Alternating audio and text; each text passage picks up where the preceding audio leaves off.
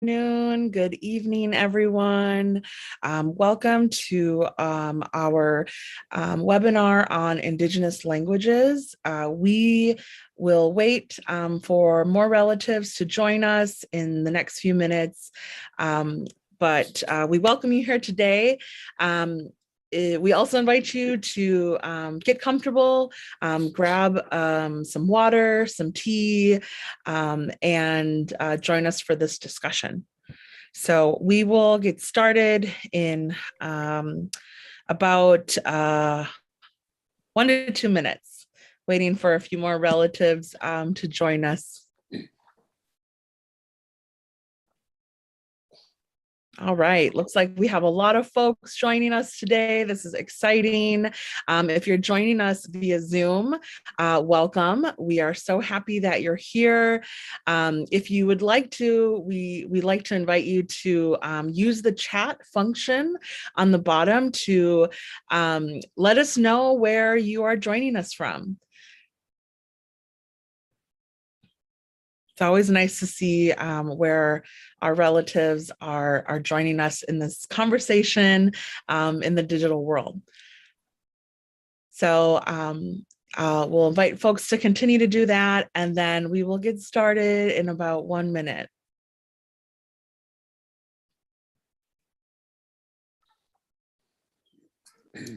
All right, so welcome, everyone. I see more folks joining us.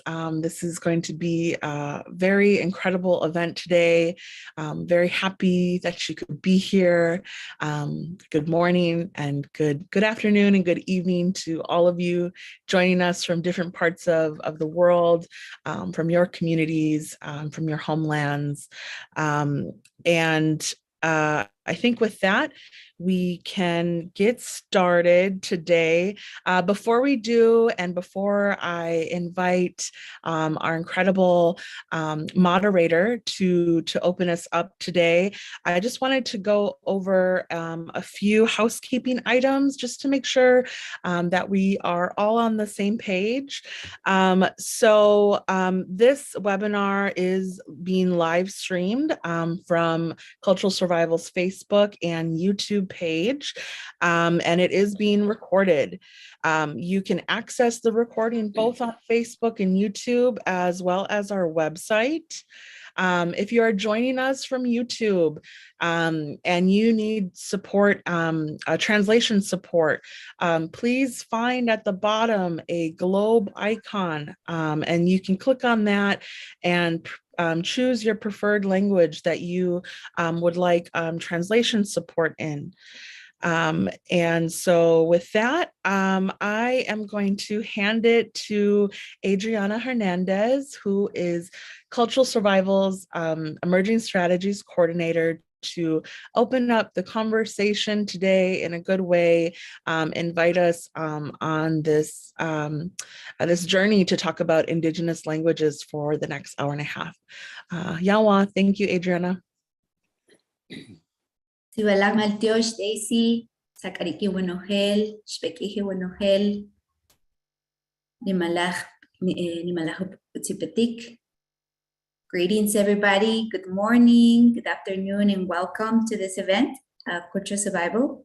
My name is Adriana Hernandez. I am an Indigenous woman, Maya Quiche, and I'm very, very happy and honored to be greeting you from the highlands of the territories in Guatemala, in Quetzaltenango. So I'm super happy and honored to be here with amazing speakers, and we're going to be talking and having this conversation about language revitalization efforts and what can we do, what are some of the expectations and aspirations that we have for this International Decade of Indigenous Languages. Before we start, I would like to ask Dr. Richard Grounds to open up the space for us, and so that we can start in good spirits. Dr. Richard Grounds, please. Go ahead to Abea Gamfa, Zero Shanley Nesha. Yutihane no son genena, Gochatla, Neno son geneno. Nafagale no we, Hile Sandley where you want, Abe de Pulle, Aga Sandley where you want. Hile Sanle tahe o konfe on te kalawahale weyowani.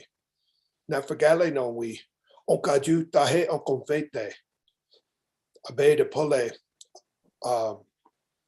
on se sala tahe o konfe on ta kala haslile o ko we de la de tika na la netianchi sanle la saga e neshate o kaju saga e on tlate netianchi abe alikanota tahe o konfe nezete daba asla kele dabe kedatala oh Tibalang Maltiosh.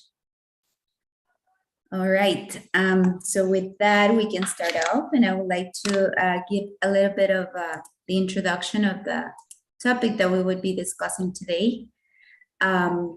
Before we start, I would like to take a quick moment to express my gratitude, not only to the speakers that are here with us today, but also I would like to acknowledge and thank the entire Culture Survival staff who is behind the scenes.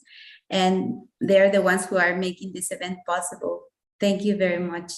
And I also want to thank the interpreters who are doing an amazing job. And thanks to them, we can make this event accessible. So the focus for today's conversation is securing the future of our languages. And I would like to share a little bit more of the work that Culture Survival has been doing during the last years in terms of language revitalization. So for more than a year, we have been working on a strategic framework at Culture Survival, and this has been an effort that's been led by the staff at Culture Survival.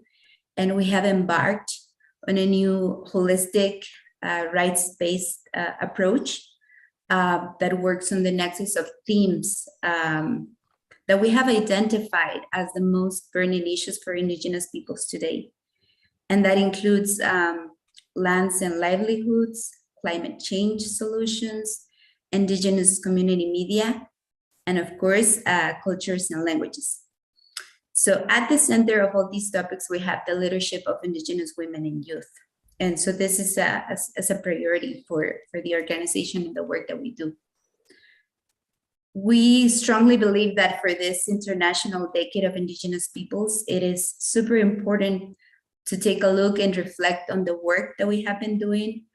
And like I said, what are some of the aspirations that we have for this decade and how we can make this decade a more actionable.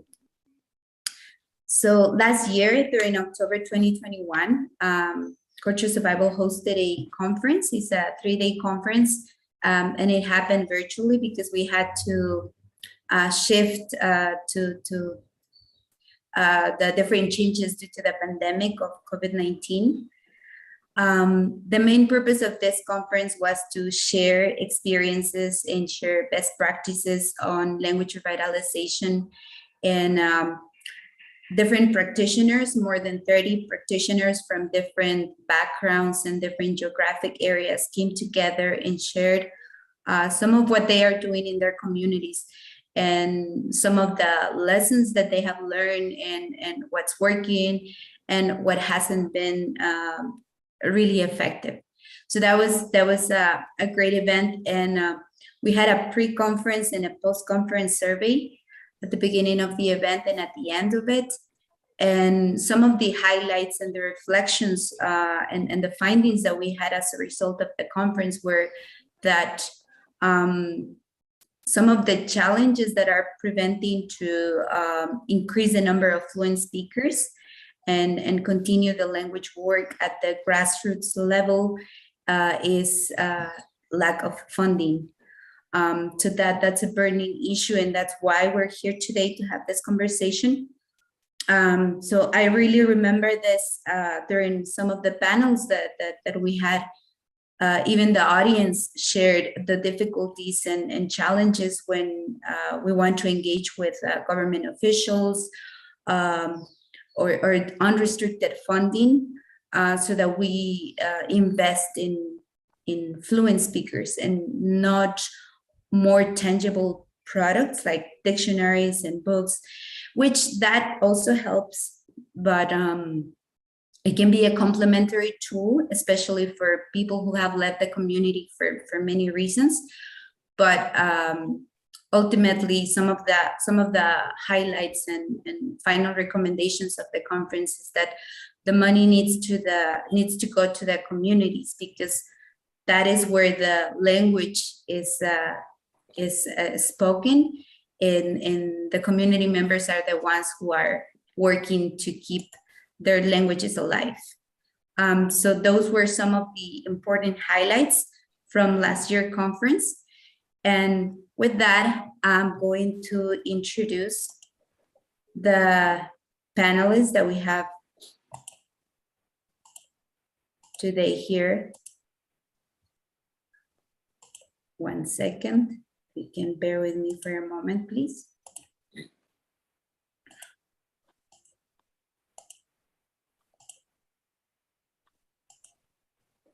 All right, so I'm going to introduce some of the guests that we have here today joining us for this conversation, and then I will give them more time so they can present some of the work that they are doing.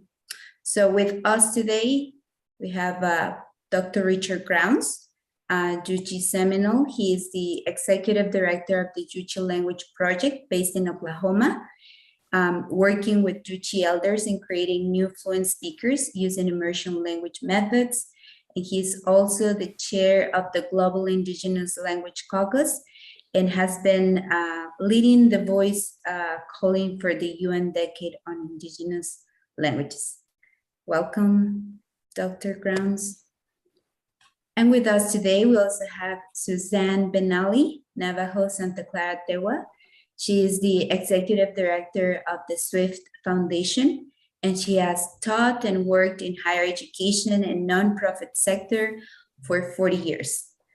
Prior to her role as the Executive Director of the SWIFT Foundation, Suzanne served as the Executive Director at Cultural Survival for over 8 years. Her extensive experience spans positions devoted to environmental injustice, social justice, diversity, and equity. Suzanne is currently the co-chair of the Board of Directors of the International Funders for Indigenous Peoples and a trustee of the Naropa University Board of Trustees. Welcome, Suzanne. It's great to have you here today. And with us, we have Teroga Denver-Breda Koikoi. He is a Cape Town-based Khoikhoi First Nation language revitalizer and poet. And through his art, he challenges the erasure of South Africa's First Nation language and the stories of his ancestors. Welcome, Teroga. It's good to see you here. And we have Vanessa Fairley Pertam. She is currently employed by the Bachelor Institute of Indigenous Tertiary Education as the Pertam Research Officer within the Center for Australian Languages and Linguistics. She is also a master's research student within the Bachelor's Institute postgraduate program. And Vanessa has 4 years of experience coordinating the Pertam Language Revival Program. So thank you, all of you, for being here and welcome. Now I'm going to give you, I'm going to invite all of you to introduce yourself in your own words, and if you can share a little bit more of the work that you're doing in your communities, on your area of work, please share with us. We have about 4 minutes. And I'm going to start with Dr. Richard Grounds. The floor is yours.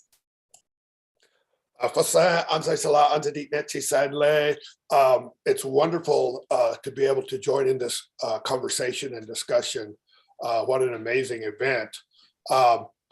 It's absolutely incredible to be able to discuss the impacts of all the colonial patterns that our Indigenous communities have faced historically, that we continue to face. And it's it's like these waves of genocide have been coming at our communities for generations. At least in our part of the world, the direct physical genocide has died down, but we've been dealing with kind of what you might call a cultural genocide now. We've had, I want to say, 150 years of carpet bombing of our indigenous languages, and an explicit effort to totally destroy all of our indigenous languages by dragging all the kids out of the homes and off to boarding schools, something that's been done in many of the so-called settler colonial settings across the globe. And it's just been absolutely devastating for us. So my grandmother, for example, grew up, went to boarding school, did not know how to speak English. It was all very brutal and pretty ugly to be so punitive to children who simply were asking for bread, was some of the stories I heard of how kids at the Yuchi Mission boarding school were punished for simply asking for something to eat. And we're trying to reverse all of that. We're trying to undo all of that. And it's so challenging because the model that we're working with, everything is steeped in this kind of colonial framework where this is the norm, this is the standard, and it's hard to see past it. It's hard to, in some ways, even identify how devastating the process is. So if your language community has been devastated by destroying all the places where the language used to thrive, in the business community, in the shopping areas, in the churches, in the schools, and finally it retreated to only being used in the homes. And only now are we able, finally, after we've been working on indigenous languages for our own community in the Yuchi community for over 25 years now. And we're just now to the point of getting the language back into the home. So we're very excited that my daughter Halle is raising her 3 kids, 1, 3, and 5, and we've never spoken to them in the English language. She only speaks to them in Yuchi.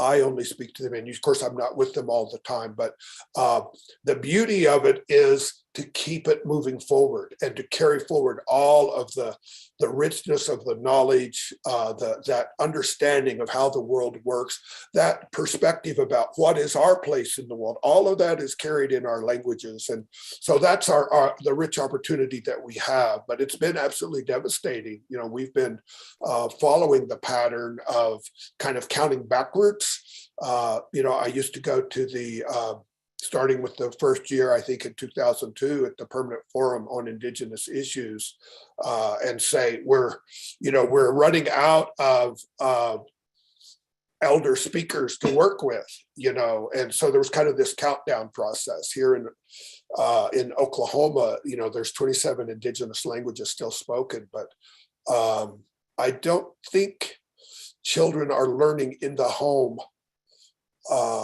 in any of those languages, other than what we've done as second language learners to revive it in the Yuchi community. Some of the Cherokee kids are doing that, raising kids in the language.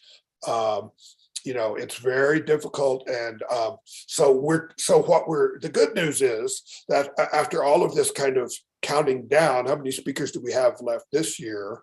Now we're starting to count forward. How many new speakers have we been able to grow? What new strategies are effectively helping us to move forward? So, thank you. Thank you very much, Richard. So I would like to pass the microphone to Suzanne, please, if you can introduce yourself and share more of your work. Good morning. My name is Suzanne Benali. My maternal clan is Kislachini. I was born for the Nashashi people. I'm from Shiprock, New Mexico, on the Navajo Nation, and I currently live in Santa Fe, New Mexico. I serve as the executive director of the SWIFT Foundation. I've had a long history with cultural survival, so I'm very honored actually to be on this panel and to join colleagues, friends, and meet new people in this discussion. I can't think of anything more critical and as an imperative to all the things we're talking about around Indigenous sovereignty, around cultural revitalization, around food sovereignty, land protection. All of that has to be based on language reclamation, on language revitalization. And it's the predecessor for all of that. And so I find myself thinking over the years about this as many of these, as we assert these different efforts and trends, that we really have to put language at the center and language first. So my commitment stems from that. Language goes to the heart of our identities, it goes to the heart of our traditions, our spiritual traditions, and our self-governments. So much more to say on this. Look forward to the discussion, fellow colleagues. Suzanne, thank you very much. I would like to pass the microphone right now to Toroga. Please, the same question. You can introduce yourself and share more about your work. Tavris, greetings. Tikonske Toroga, Tidake Huratri, Krikai. And I just said, my name is Toroga. I am from Cape Town. Cape Town had a Khoikhoi name, Krikai, before the colonizers called it Cape Town. And I think the whole panel, I've just said some important things, that language is really at the heart of our nation, our people. And I often just tell people that when I am the most depressed, especially in the colony, we become vulnerable. We carry all these traumas, these unacknowledged pains. There's something so profound and so powerful, Taisa, that happens when I'm able to open up a dictionary and just read the words of my Abukhan, my ancestors, and just say these words out loud, sometimes not understanding what I'm saying, but there's something that just connects me to the land, to my people, and to the histories that we have been sort of erased from. And language is so important. I'm in South Africa where I made a post a couple of weeks. No, I think it was just after the 1st of December where I said, this is the start of the United Nations decade of Indigenous languages. But I also know that as a South African who is part of the Khoikhoi group, that this country has already decided that we are not worthy of being acknowledged, that our languages are not worthy of being protected, that our children are not worthy of being raised and to hear the words of our Abukhan, our ancestors. And that is very sad because we are sitting in this country that talks about Nelson Mandela to the world, talks about this amazing country, that we've survived apartheid.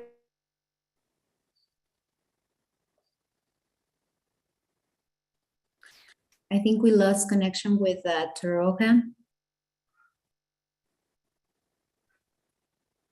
Okay. Thank you for your patience. It happens with technology. We're going to give a little bit of time to see if we can connect back with Toroga.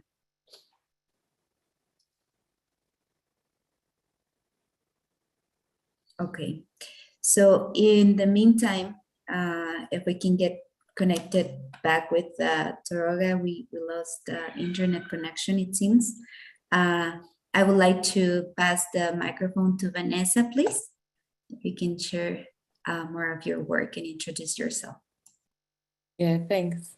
We're the Arena no Kanama Vanessa Ngala Fairley, Inga Prodama Kwaranama. So yeah, hi, my name is Vanessa, and yeah, I'm zooming in from Alice Springs in Australia, which is the very middle of Australia, Central Australia. And my language is Purdam or Southern Aranda, and it's a class as severely endangered. So we only have about 10 to 20 fluent speakers still left with us. And so, yeah, we've been running a project. It's called the Master Apprentice program, which me and my nana, we traveled to New York in 2019 for the UN Year of Indigenous Languages, which has now been turned into the International Decade, which is amazing news. And yeah, our minds just got blown with this amazing method for rapidly creating new fluent speakers of endangered Indigenous languages, which is what our language desperately needed, was more fluent speakers in the adult generation, who were people who are raising children, because right now it's only the old generation, about 60, 70, 80, 90-year-olds who speak Purram fluently.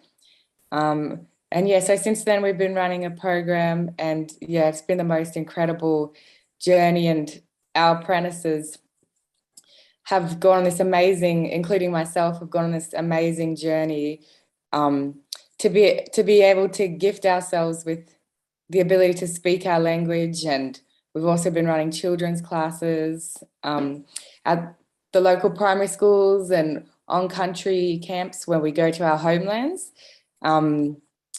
And yeah, bring our families there too, and connect language with country for the children. And for some of the children, the on-country camps are the first time that they've been to certain places on their homelands, because they wouldn't have the resources otherwise. Yeah, and we're also trying to teach the parents some basic child rearing phrases as well. But I also wanted to mention that today, the 26th of January is actually what Australia calls Australia Day. And it's the day that the colonizers first came to Australia, and the massacres first started of Aboriginal people and Torres Strait Islander people in Australia. And so for a very long time, it's been a very political day for Indigenous people. And there's usually protests today, big protests around the country, advocating that we should not be celebrating this day, and this day shouldn't be the day that defines Australia as a nation, is the day that the colonizers came and started the colonial project. And so us in Alice Springs, because of COVID, has been hard for everybody. We've had like a photo action, a socially distanced photo action, but it's a very heavy day for a lot of Aboriginal and Torres Strait Islander people. But I think this event is a really good way to keep focusing on the gift of our continuing culture as well, and not just always focusing on what we've lost, but still focusing on what we still have and how blessed we are to have it. Because we are so blessed to still have the few elders that we have. And everyone always tells me like, oh, we should have done this 20 years ago. We should have done this when this person was alive. And yes, that's true. But the next best time is now. And that's why it's amazing that the International Decade of Indigenous Languages is, we can really just say, now's the time. It would have been better 50 years ago, but now's the time to take action. Malteos, Vanessa, thank you. Thank you very much for your words. So I think we were able to establish a connection with Taroga. I would like to go to the first question to ask all of you to share more on the state of your languages in your communities or areas of work. So I would like to start with you, Taroga, and if you can finish part of your intervention on the first question, finishing introducing yourself. And the floor is yours. And you can unmute yourself now. Okay. Tubate, I'm sorry for that. My apologies. I think it is very frustrating that we have this country, South Africa, that has sort of created this image of inclusivity, of a post-democratic country, and yet it continues to function not better than the Dutch and the British colonizers who came to Khoi land 370 years ago to rob and steal, dispossess, and take away violently. It is 2022. It is the year in the decade of Indigenous languages, and the institutions that you would think are going to create space to have these uncomfortable, and I say uncomfortable because it's not uncomfortable for us. It's only uncomfortable for the country who refuses to recognize the Tau Ngagub, the genocide of a first tongue. And the lack of recognition is really why we are here today.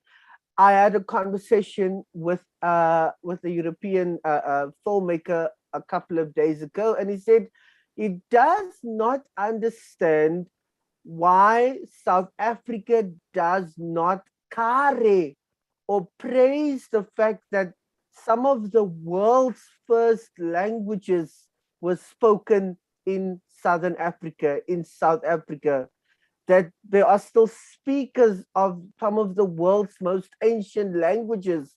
He said that is something that he, as a South African living in Europe, he tells that to people and he becomes so proud of that, and he does not understand why, as a country, South Africa refuses to acknowledge that. For me, you know, as a Khoi person, to learn the language of my ancestors and to teach it to my nieces and the young children, you know, there's something humanizing. You know, there's something humanizing about that, where I can now tell them that, listen here, we are not orphans on our own land, that we come from this land, that when we say the kuru, I don't call it click sounds because the colonizers called it click sounds. They're not clicks. For me, they are kuru, sounds of thunder from them, reminding us who we are. Today in 2022, Khoi Khoi and the Sister Ngu are still not recognized. The genocide of the colonizers, the Christianity, the missionaries who came, the evils that they did to our people are not recognized.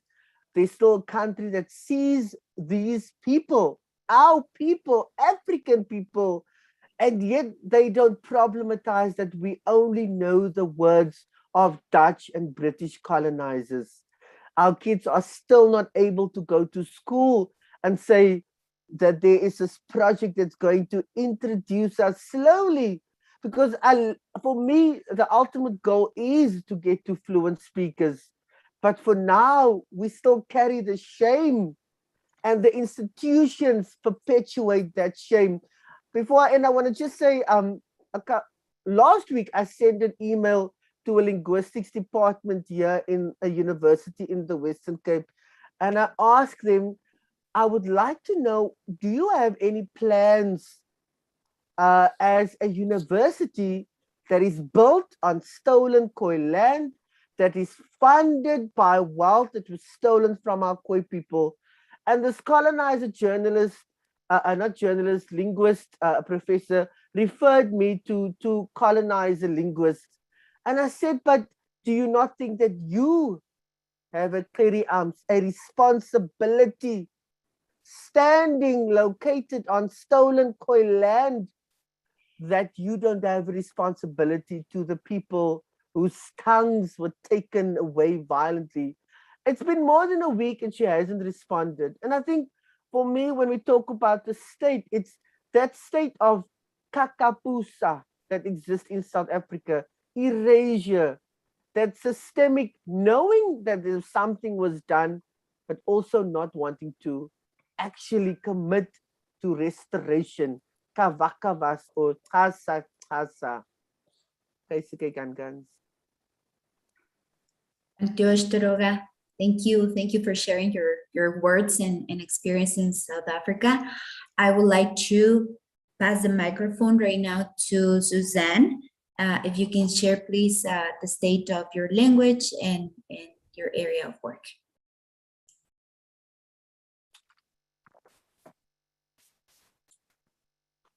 Thank you. Excuse me, holding on to a cold here. I completely agree with everything Taroga has said. He and Richard have certainly talked about how political language is historically and today, and probably will continue to be. I'm going to speak a bit generally here because I am not directly involved currently in language revitalization work in my community, but I would like to sort of speak at large to language revitalization on the Navajo Nation, which has really worked to continue our language, Denepazat, and the culture. I think it's important to acknowledge again, though, what Richard and Hirogo have said.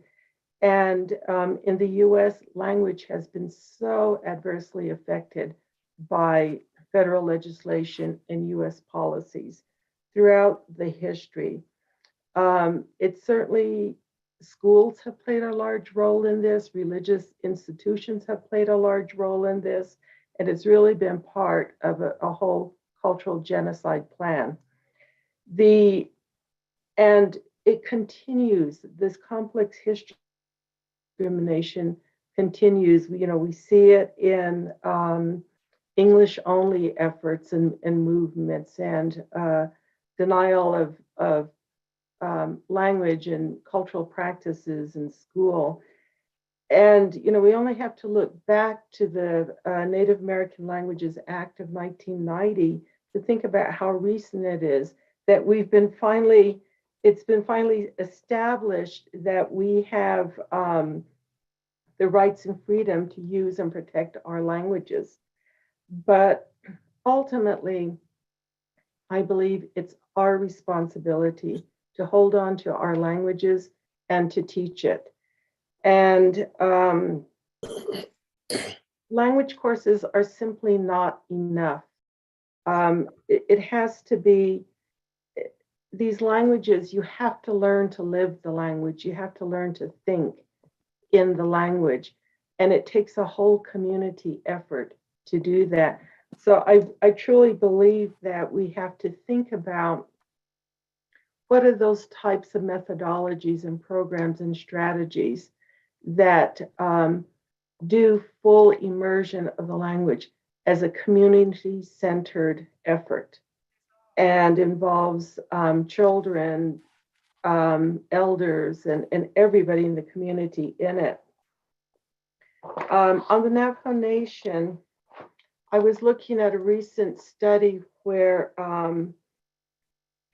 only 0.04% today of Navajo students are fluent in the language. We're talking about fluency. At the same time, youth really want to learn the language. There's something there, I believe they're keenly aware of, they've awakened to, of the importance of their language and recovering it. They understand it's who they are. I don't know the current statistics, but I know at least 10 years ago of about, I would say about a little over half of the Navajo population fluently spoke the language. And that is increasingly challenged. And I only wonder how technology even speeds that up and plays a larger role in it. So certainly the tribe has developed numerous efforts through immersion schools for the language. There's been funding through the Bureau of Indian Affairs and some private foundations and private donors, but clearly it's not enough, and I'll speak to that in a minute. But for the future of our children, it's so important that they learn to think in Navajo, that they learn to ask the critical questions in their own language and thought, and that they learn to find the solutions to these issues and problems in their own language, because it, again, carries their cultural way of being in the world. Thank you. Thank you, Suzanne. So I hear what you're saying, and I share a lot of what has been discussed so far. That there is an important need to recognition of what the colonialism and U.S. policies and education policies have caused, contributing to the language genocide. But okay, so we think about that, but now we need to move forward with action and actually do the work. So I also hear that we as Indigenous peoples are the ones who need to consider the great responsibility that means to be Indigenous and actually learn our languages and teach the languages. So now just connecting to your question, Suzanne, on what are some of these strategies that are working in the communities, I would like to invite Vanessa, if she can share more of the state of her language. I don't know. I'm just gonna try sharing my screen, see how that goes. Thank you.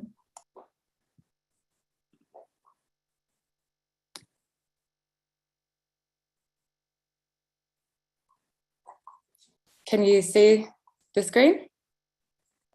Yes, we can see it. Mm-hmm. Yeah, so this is a bit of a diagram of our program structure. So in the middle, we have our Master Apprentice sessions. So we have 5 apprentices that spend 10 to 20 hours a week with our fluent elder. And we've also recently just had another fluent elder join us, helping us to become speakers ourselves. And then our apprentices also, everything that we learn, we try and take back to the children in our homes and as well as our community to keep sharing it. So it's not like that we have to wait until we're completely fluent until we can start teaching. We teach everything that we learn, we go out and just teach it again. So to make it intergenerational, because that's what it really is all about, getting it from the elders and gifting it to us adults, and then so we can keep it going throughout the generations. Yeah, so we teach at 2 primary schools, and we teach an adults class, and we run school holiday programs, as well as make a whole lot of online language learning resources. And we also do a lot of like community performances with the kids and presentations. Yeah, just to inspire other language groups within Australia with our method, because we're the only current Master Apprentice program in Australia that's running. But yeah, so how we do our Master Apprentice program is we try and cut out English and do a whole bunch of activities with our apprentices. So we do little activities with like a toy doll, pretending it's a baby and changing it and bathing it and feeding it and talking about it in Puram, do a whole bunch of cooking. We made our own Puram cooking channel where we talk about everything that we do and then upload it to YouTube for the family to watch, and they're pretty funny. Yeah, and just use pictures to narrate what's happening in the pictures and play little games as well. And yeah, the whole time we're just laughing and telling jokes and yeah, being together as a family as well. Yeah, it's really beautiful. It's such an honor that we get to learn our language in this way. Yeah, we also, yeah, like also a big part of our goal is not just to like, it's not just about learning the language, it's also about bringing our people together, because one of our elders was saying that when our language was the strongest was when all of the Puram family groups were together as one, and a part of colonization was splitting us up, moving us off our land into town, and so many families never see each other anymore and they don't talk to each other. And so that was a way that our language fell apart. And so if we just bring everybody together, that's a way to like reverse that and make our language strong again. Yeah, so, and a big part of that is we did a program with the high schoolers, high school Puram kids, and they recorded the oral histories of their elders. And and they also edited it and made them into movies. And so we're trying to encourage that intergenerational knowledge transfer. And they do love technology, and that was a really successful program. It's all about just bringing the family together again and again and again to just be together as a family. And there's the language, but also just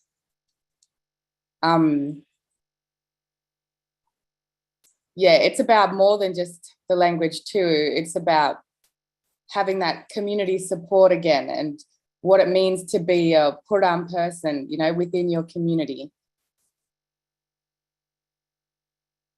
And we get our kids to perform a lot in front of audiences, and that's a big part of like growing their confidence and self-esteem, and to be like proud of being a Puram kid and having your language as well.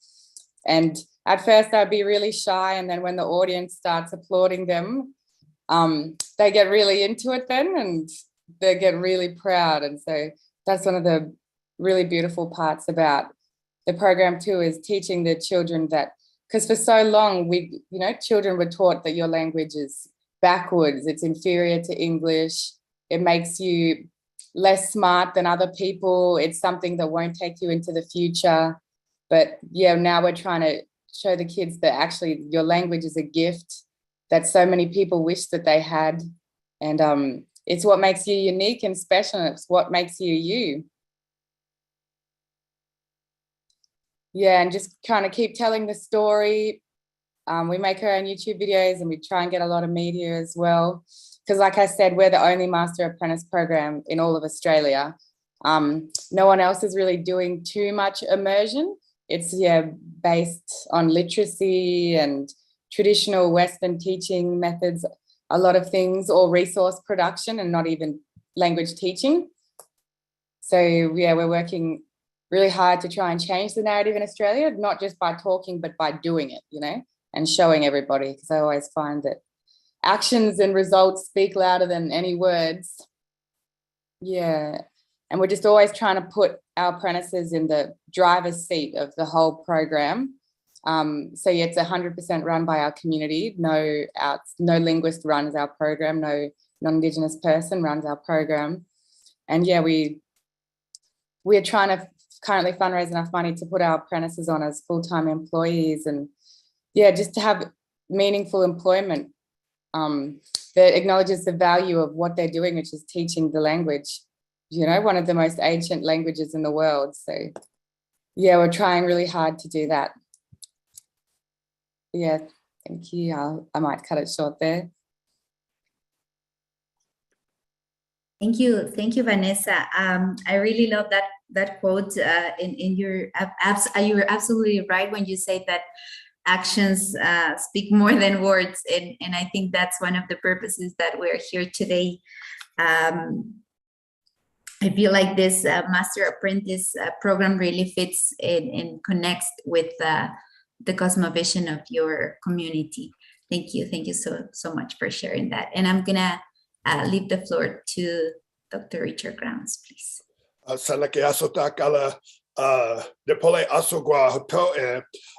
few more quick words. I'll try to allow more time for these amazing presenters. I feel like sizzling, absolutely stunning input and remarks coming from around the globe. Appreciate so much what everyone is sharing.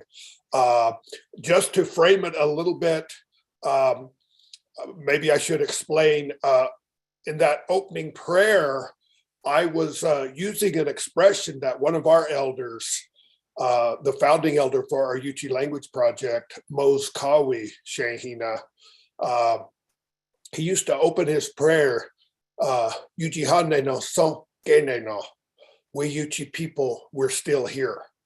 And that kind of came about when I was in grad school in Princeton. I found this, I went to the reference library, the reference section of the Firestone Library there, and there was this book on a dictionary of Native American tribes, and I looked up in there, well, what do they have to say about the Yuchi people? And I looked it up, and it literally said that Yuchi were extinct. It was just unbelievable. And anyway, then I found other reference materials that said that Yuchi people are extinct or our language is extinct. And so it's just very bizarre to be, this. And so I started tracking that, and I found it's now 200 years that in the colonial, this is kind of the colonial wish list. If Indigenous people would just kind of go away, just kind of disappear, then it would simplify the claim to the lands, the dominance, and then the way the colonial framing works is just so effective, because the things that we've been hearing about on this Zoom call, it engenders shame. People are ashamed of their languages. It communicates the message that it's all our fault that our languages are being lost. All of these negative outcomes, and it engenders this ongoing process of, well, if our languages are disappearing, then what's the solution? The solution is to continue the extractive process.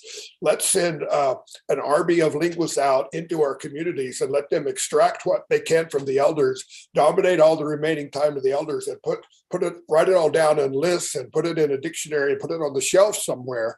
And what I'm hearing from Vanessa and our kind of language warriors out there is that we're really about keeping the language living in the community, keeping the language alive in our communities. And that's what the tradition that we're trying to live in and continue is for our young people to be able to say, "Yujihane no so kene no," we're still here.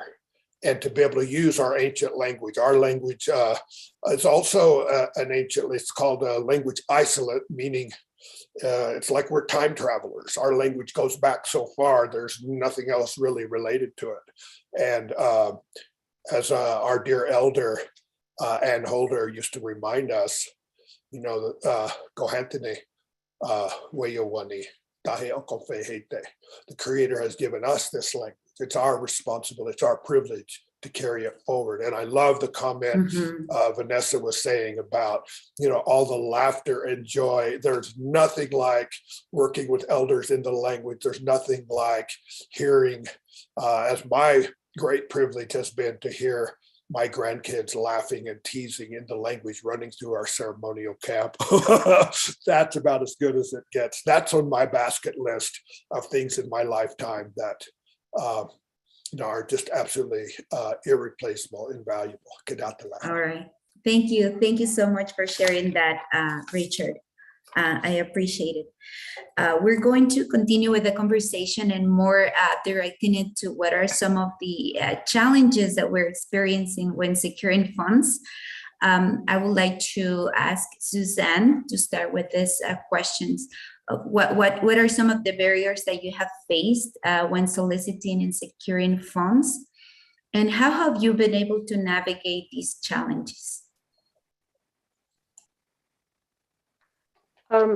Before I go to that question, I just want to acknowledge, I think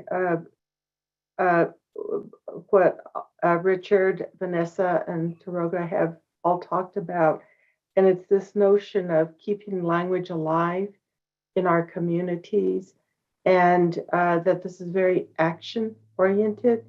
We're not being taught a sort of language as objectified, but it's really a part of our daily existence, our daily interactions, and speaking with each other. So a very important concept. Years ago, I spent a couple of days at the Yuchi Language House, and when I left, I remember, Richard, you asked me, what did you think? And I said, something sacred's happening here. And that's what this work should be about.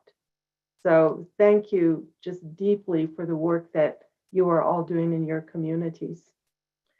In terms of funding, I've been thinking about this question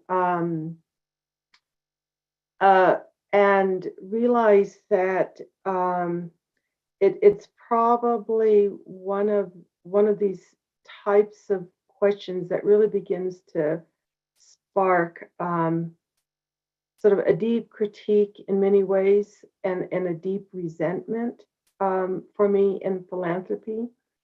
And I keep thinking about, how does philanthropy need to change? Fundamentally, how does philanthropy need to change to respond to Indigenous peoples?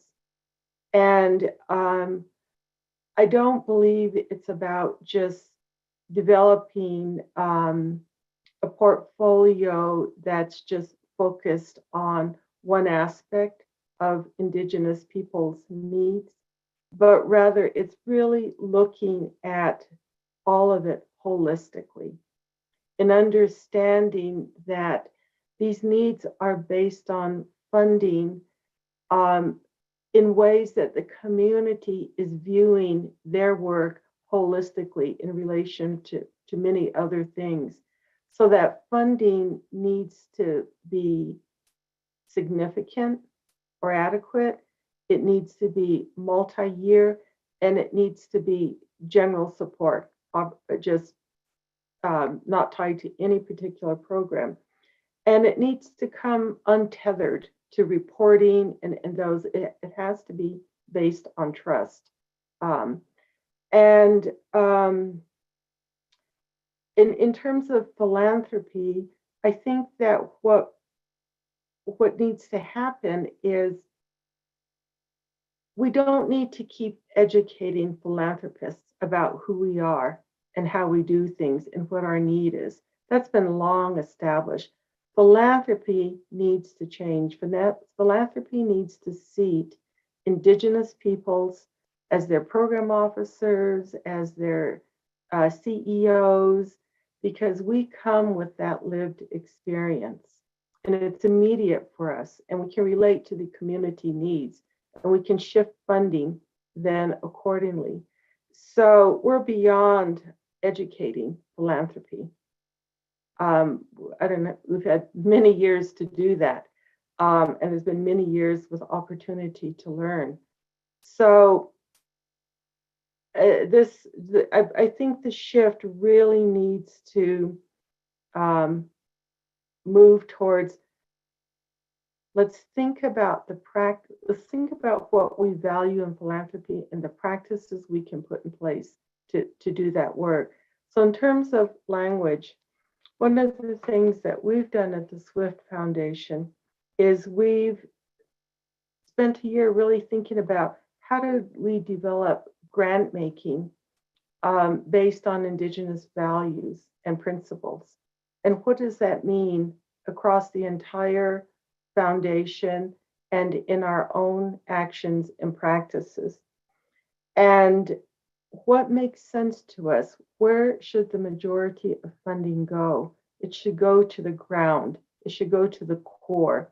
It should go directly to Indigenous communities, and let these communities then self-determine how those funds get used. Because when I think about language learning, yes, programs need just funding to operate, so they probably need some very targeted funding, but they also need a much broader funding that really supports other things tied to language learning in the community. So it really has to be holistic in that way. And then, of course, we look at funding then through concentric circles, moving outward from that core, that begin to look at different types of organizations that support the core, that support Indigenous communities in many different ways and on different levels.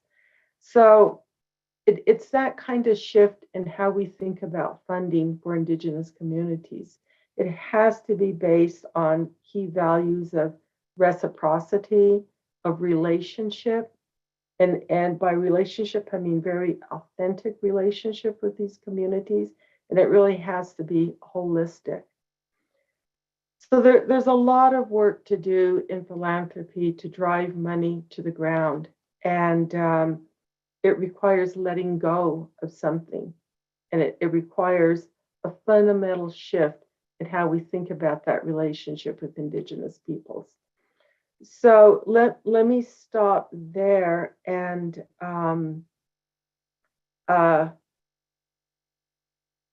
just say I'm happy to have this conversation. If we have other funders on this webinar, I invite you to reach out to me. I invite all of us into a circle of discussion about how we can increase this funding in this decade of Indigenous languages significantly.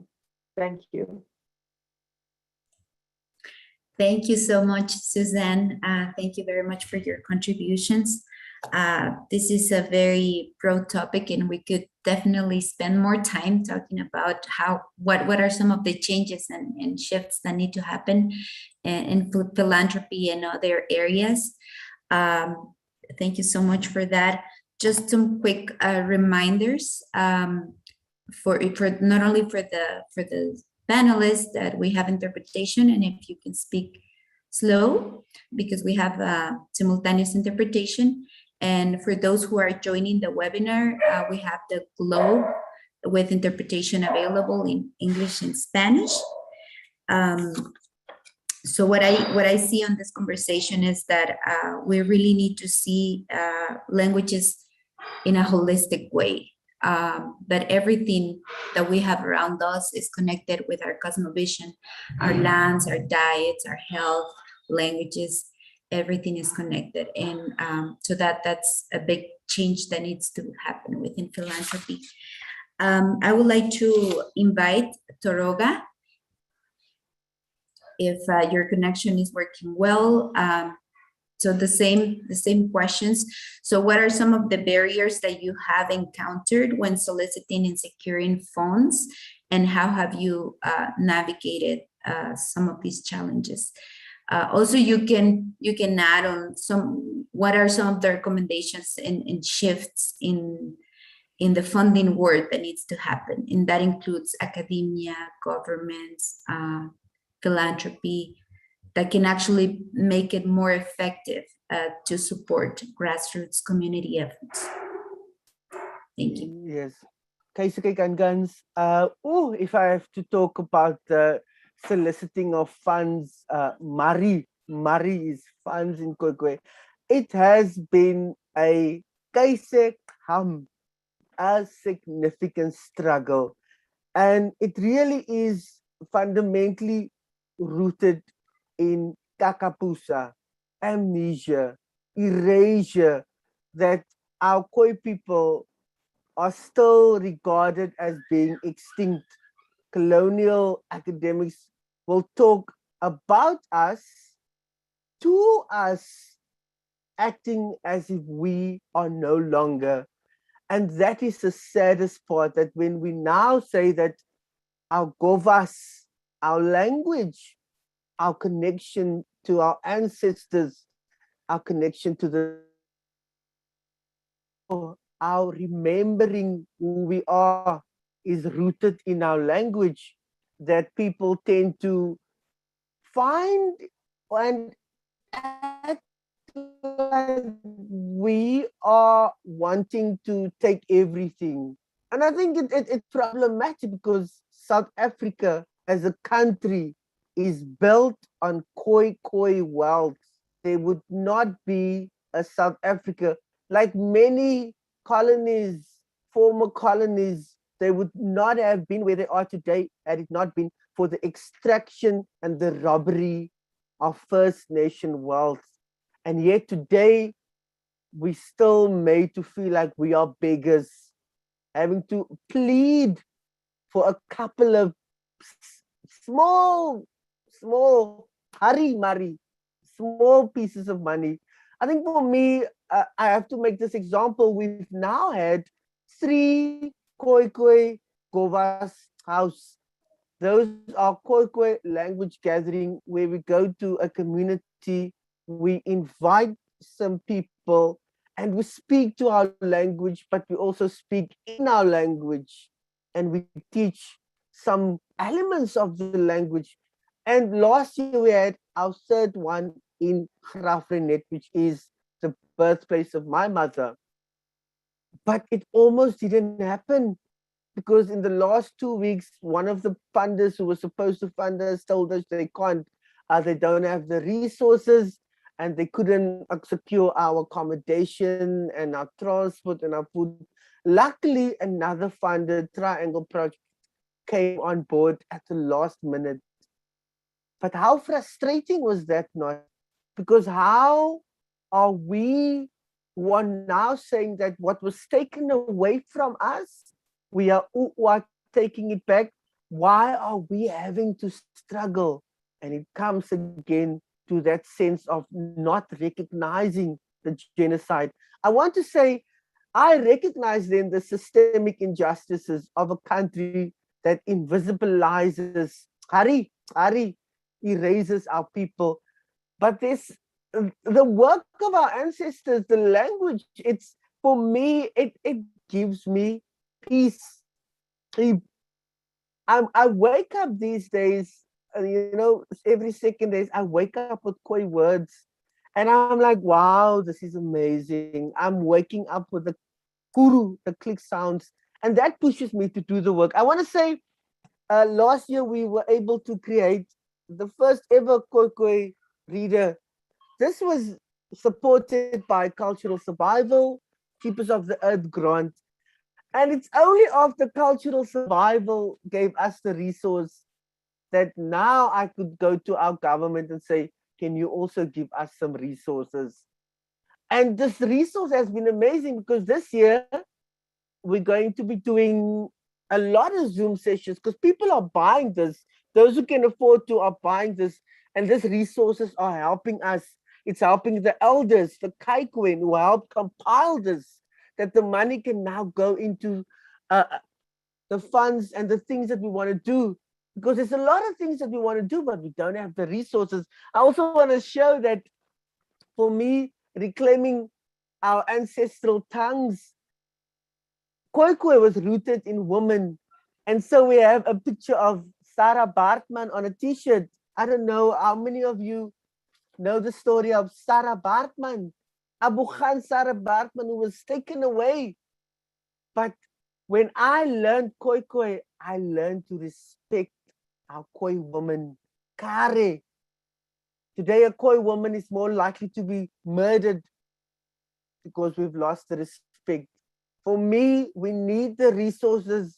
We should not be made to feel like beggars because this country's wealth was built on our ancestral wealth. There needs to be a recognition of that. Thank you very much, Teroja. Thank you for sharing that in the book. So yeah, sort of what I can hear here is that we can start with any action counts. Speaking our languages today, any action or initiative like the project that you developed can help us in the future to continue advocating for more resources. I would like to give the word to Vanessa, please. If the same question, this is more focused on funding, the challenges that you have experienced when securing funds.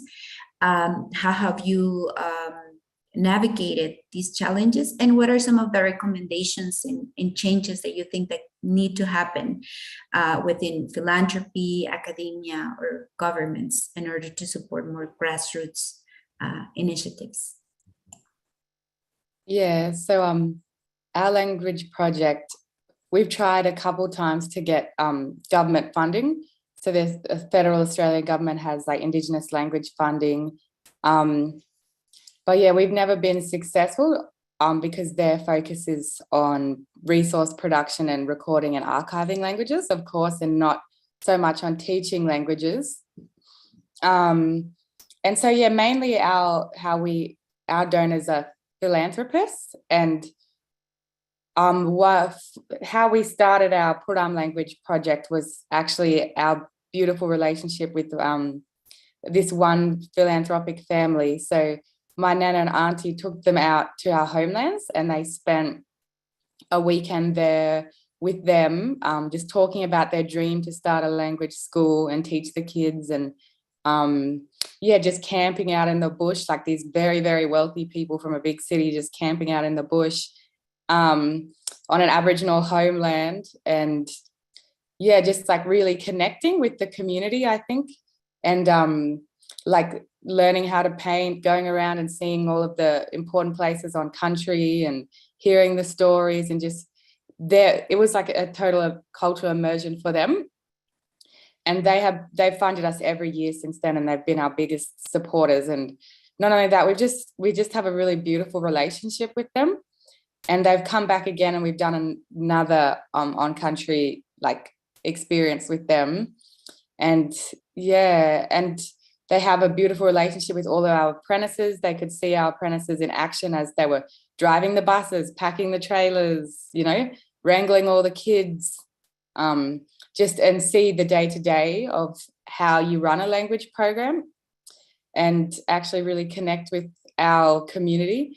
And I know that money is one of our biggest struggles, like always trying to constantly apply for more and more grants, but I kind of see it sometimes as an opportunity too, like for us to connect with and people, and our donors definitely see it as opportunity for them to give back, and not just give with their money, but form a proper, like, beautiful relationship with us. Because yeah, it's all about relationships, and that's where the trust comes in. The trust to be like, here's the money, I've seen you guys in action, I know that you're going to spend it right, here's the money, no strings attached. And so that's what we really want more of. We really want to connect more with more philanthropists on that level, and have them come to our community and see what we do. And I think a lot of philanthropists want that experience too. They don't want to just be the money machines. They want to be a part of what we're doing. Yeah. And so, but it's a bit like, I'm just getting my head around the philanthropy world and how we can like make new connections and tap into everything. But yeah, I think there's a huge opportunity if philanthropy was more about human connection, for each individual situation.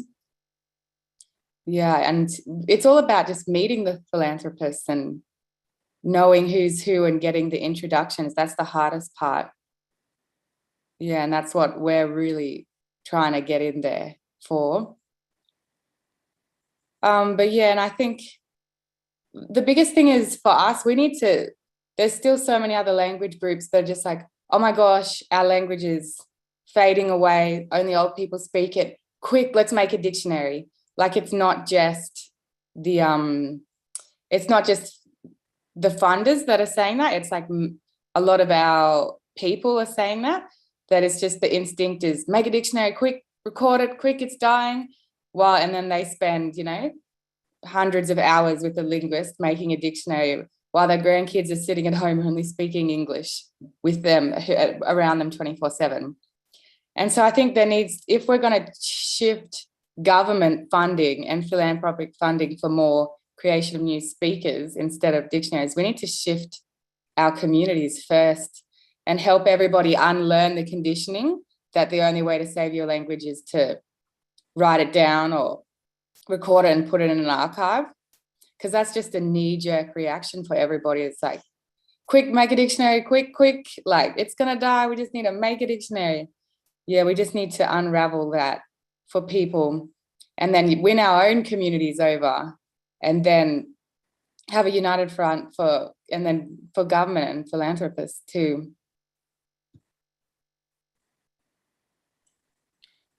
Thank you, Vanessa. Those are great points that you pointed out right here.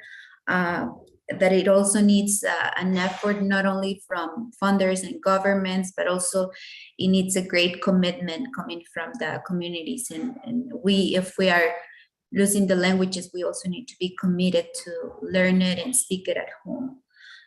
So I totally agree with that. I would like to pass the microphone to Dr. Richard Grounds, please. Again, the same the same question and around funding, the challenges, and what are some of the recommendations and changes that need to happen. And you're on mute. All right, thank you. I appreciate all of the comments and beautiful input so far. Just to say, and just to be clear, our Indigenous communities have had a lot of help getting into the trouble we're in. An enormous explicit funded project was used to destroy our languages over a period of generations. You know, we're talking about entire nationwide boarding school systems. We're talking, by today's dollars, billions of dollars were spent destroying our languages. We need funding, something on that order, to bring back our languages. I mean, I think that's the big picture. And I'm not trying to scare people by saying we need so much. Everything helps. Everything makes a difference. And I really appreciate what Vanessa was saying about, you know, we have to keep the focus on our living communities. It's not about the dead letter. It's not about recording the language and putting it on a shelf somewhere. It's not about, you know, we do believe, I think it is pretty clear that vivisection is pretty deadly. And we have to really be clear and resist that colonial temptation of just make a recording of it, let's document it, that whole process. And certainly anytime an anthropologist or linguist or ethnographer shows up from the university, from the state university, or from the big museum in the area, and they show up and start asking elders, well, can you spend some time with us, and so we can record you, we can put the words in a dictionary, this and that. That's colonial candy. You can you can bake on it. Our elders who have been put down their entire lives for speaking their language, for maybe not having full English sounding accent or colonial language control in the way that the dominant society may have, to finally have someone coming to them and saying, actually the way you speak is pretty valuable. And, I think that's part of the colonial nostalgia, and that's what we have to overcome. The simple fact is that if instead we get the language to our young people, if instead we raise our young people to become fluent speakers of the language and carry on the tradition, to carry on the knowledge, then they themselves can be a resource to produce a dictionary in the future. It's the living community that counts. It's the living community that matters. That's what it's really about. And this really means really a sea change, a complete change in how funding is thought about. Talking about the knee-jerk reactions, you can look back in, the last decade as increasingly it's become clear that the world's indigenous languages are in great peril all around the globe. And there have been great funding projects through the Volkswagen Foundation, through the Hans Rausing, tens of millions of dollars being spent to document those languages. This is the old colonial mantra, these indigenous communities are disappearing, well, let's document it. And in other words, the idea is to continue the colonial paradigm, transpose their languages into something that we can continue to use in a kind of an intellectual colonialism process.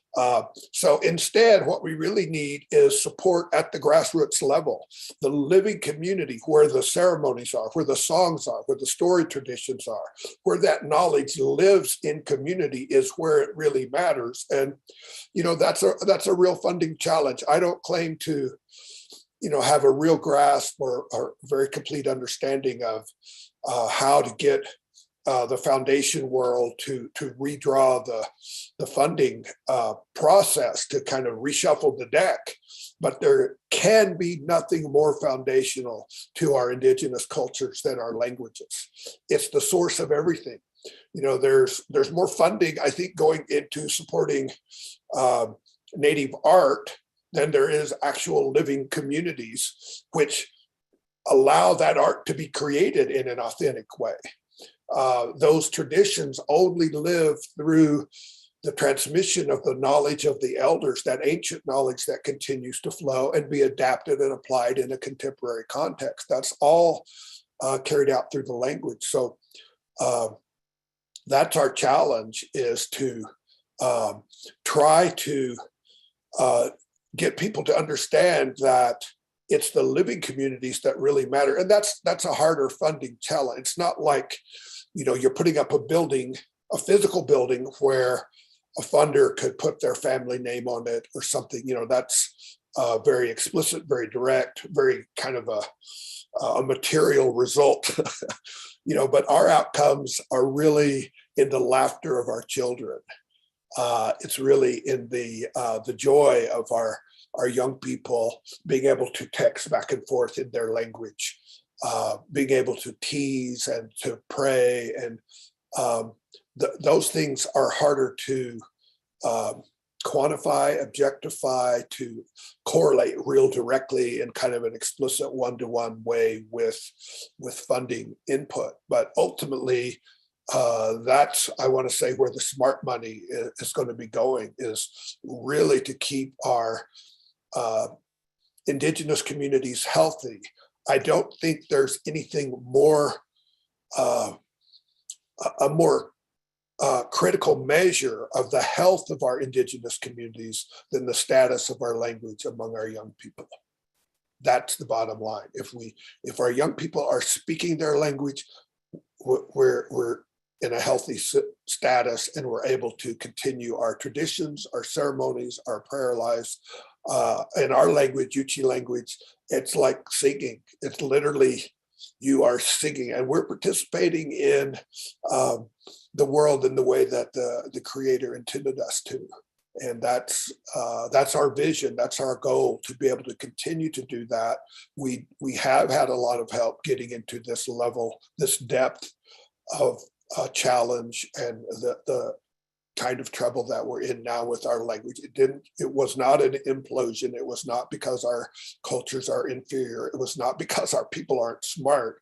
Our Indigenous community members are the smartest people that I've ever met, are from Indigenous communities. And we're all about strengthening our young people and giving them the advantage of having their language so they can move forward in a healthy way, in a strong way, and continue to sing our songs. Thank you. Thank you very much for sharing that, Dr. Grounds. I just want to take a moment and thank our audience. We are about to end this webinar. We have about 7 minutes left. I would like to acknowledge the engagement that we have in the chat, and thank you very much for all your comments. Just on the last point, I would like to give us a little bit, like in a minute and a half, if we can briefly recap and share some of the aspirations that we have for the decade of Indigenous languages, and what are some of the aspirations that we have for this decade. So I'll go with Vanessa, please, if you can share some of the aspirations. For our language group, it would be, so it's 10 years. So yeah, a lot can happen in 10 years. But yeah, I think, keep creating new speakers, bring our language home, get it into the homes, and have Puram as the first language of our babies again. And I guess for the wider Australian community, Indigenous Australian languages, like what I would like to see is, a lot more focus on the creation of new fluent speakers. And a lot less focus on, linguistic methods, and really see people from the communities running their own language programs, because that's actually a bit rare in Australia. It's a lot of our language programs are run by non-Indigenous people. And I think there's some kind of perception that we can't run our own program ourselves for our own language and our own culture. And so, yeah, I think if there's a lot more self-determination and skill development for our own communities to lead our own language revitalization, that's what I would like to see. Thank you, Vanessa. Self-determination. Thank you. I would like to ask Suzanne, what are some of your what are some of your expectations and aspirations for this decade? Great. Wow. I'm, just all of these comments are so powerful. Thank you, everybody. I think my priorities for the future is that our long-term language vitality and viability and the well-being of our people and our communities. And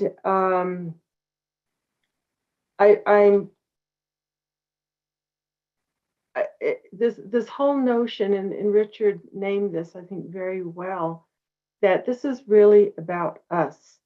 It's about our Indigenous power and to determine and to self-determine our language learning, our futures. And it's not about the historical colonial nostalgia. It's not about those colonial structures by any means. But our challenge is to really put this Indigenous power in control, be at the tables as decision makers, and really asserting our self-determination. And we're starting to see this through the land back movement. We're starting to see this with some of these NDNs, a great example of really embodying that spirit and putting it forward, and NDN Collective.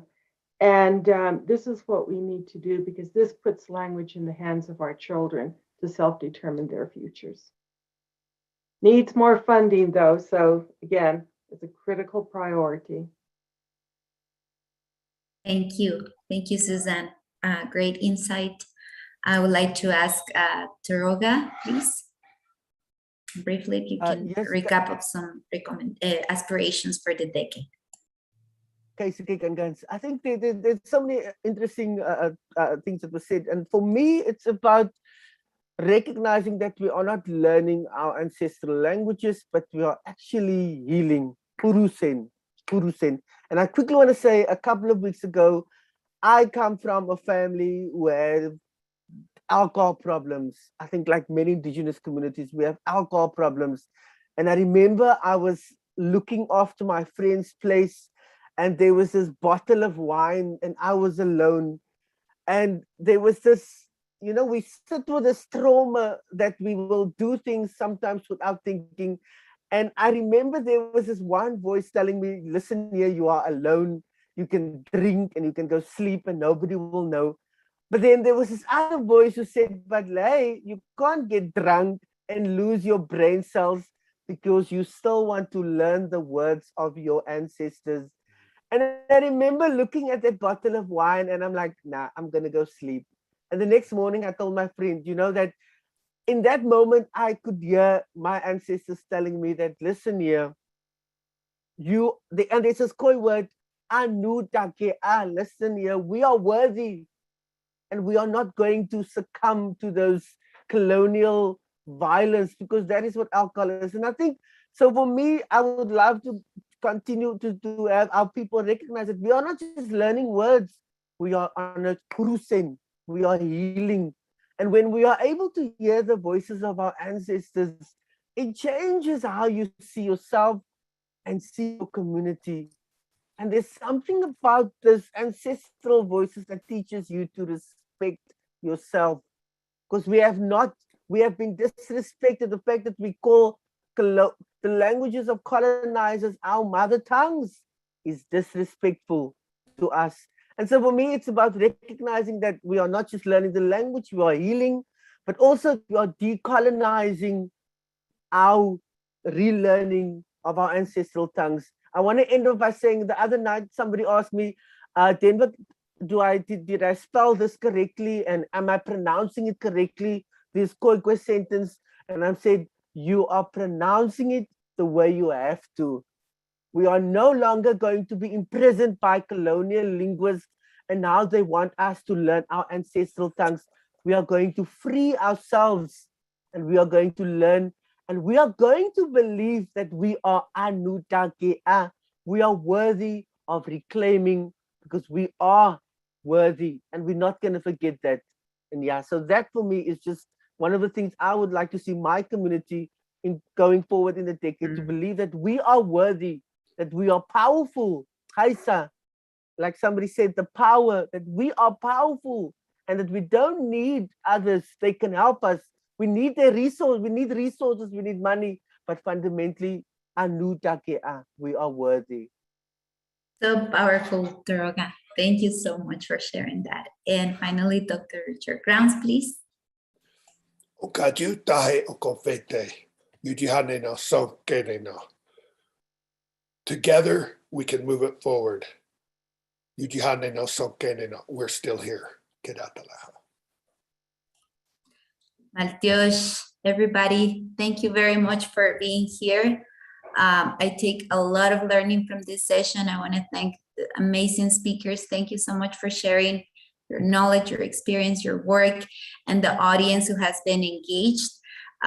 This webinar will be available and is live streamed on YouTube and our social media, Facebook.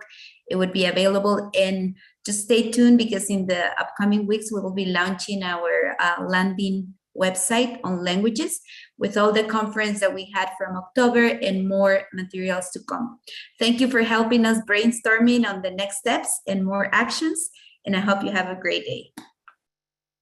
Bye. There it is. Bye. Ito he, antadik netalaha. There it is.